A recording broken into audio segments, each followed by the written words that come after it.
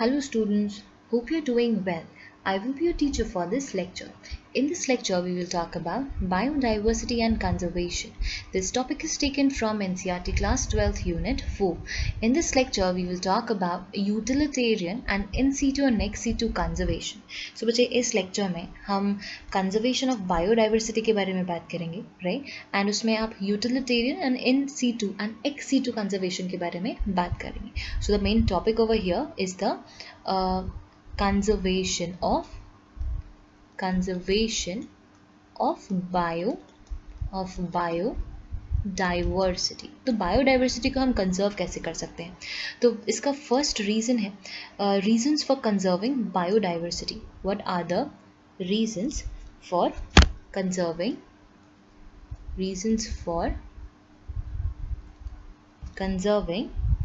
Biodiversity? तो reason में आपके पास फर्स्ट रीजन आता है that is narrowly utilitarian, right? First reason that we have is narrowly utilitarian. ठीक है, narrowly utilitarian मतलब देखो, these are the obvious reasons, right? These are the obvious reasons which take into account the economic benefits. तो आपको forest से क्या economic benefits मिल रहे हैं?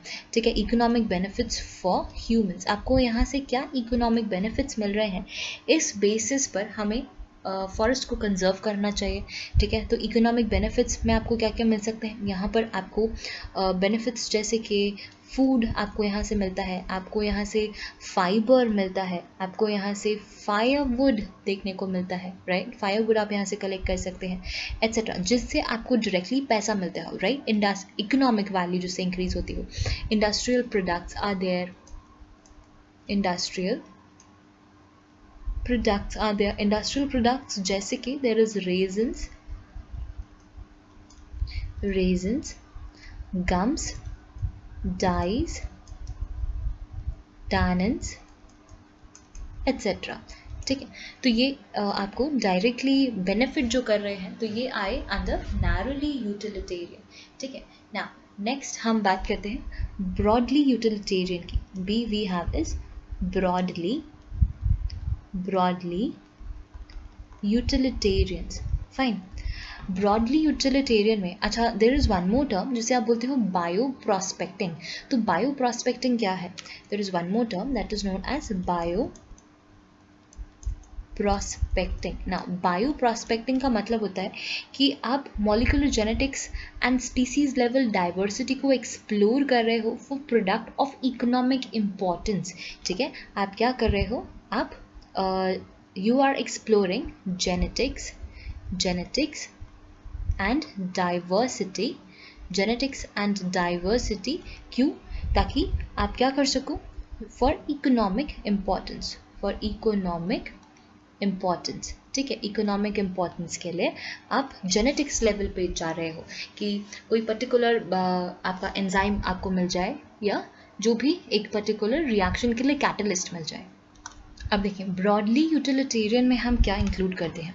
तो ब्रॉडली यूटिलिटेरियन में आपके पास इंक्लूडेड है जैसे कि major roles for providing ecosystem services, right? Ecosystem services. तो इकोसिस्टम सर्विसेज कौन सी हुई? इकोसिस्टम सर्विसेज आपके पास हुई हैं जिन पे अपन प्राइस टैग नहीं लगा सकते. ठीक है, जैसे कि पॉलिनेशन फॉर फ्लावर. ठीक है, और क्या हुआ? Production of oxygen, aesthetic pleasures. ठीक है, aesthetic pleasures like bird watching, walking through thick forest etc. तो ऐसी चीज़ें जिन पर अपन प्राइस टैग नहीं लगा सकते वो आए अपनी ब्रॉडली यूटिलिटेरियन में. एंड सी आता है अपना एथिकल रीज़न. ठीक है, अब एथिकल रीजंस क्या है? एथिकल रीजंस ये है कि हर स्पीसी को यहाँ रहने का हक है. ठीक है, every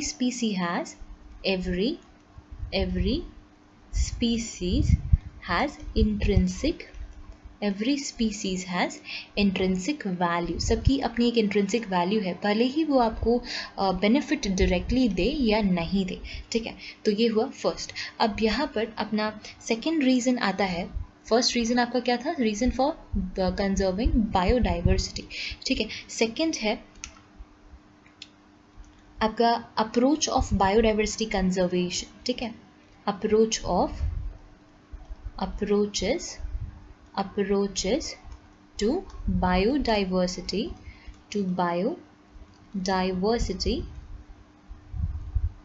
कंजर्वेशन, ठीक है. तो अप्रोचेस में फर्स्ट हमारे पास आता है, फर्स्ट हमारे पास क्या आता है? फर्स्ट हमारे पास आता है in situ conservation. First we have is the in situ conservation और सेकेंड आता है आपका एक्स सीटू कंजर्वेशन.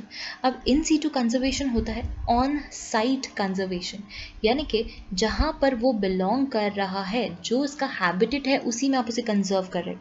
तो it is a process of protecting the endangered organism. It is a process of protecting the process of protecting endangered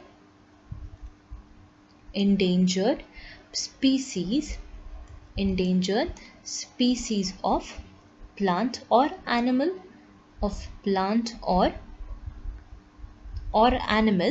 in the natural habitat only, in its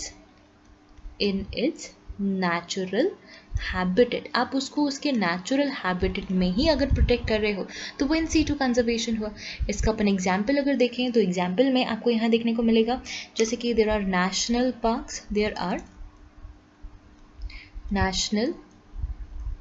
parks, biosphere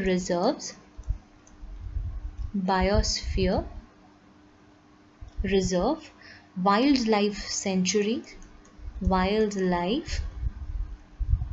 centuries etcetera, ठीक है. तो ये हुआ in situ conservation.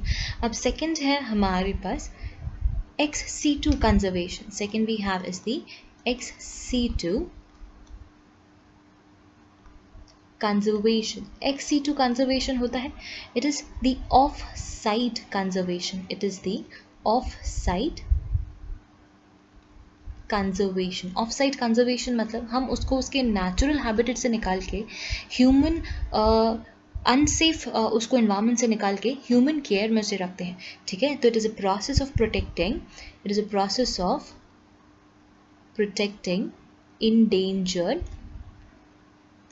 endangered species of plants and animals by removing it from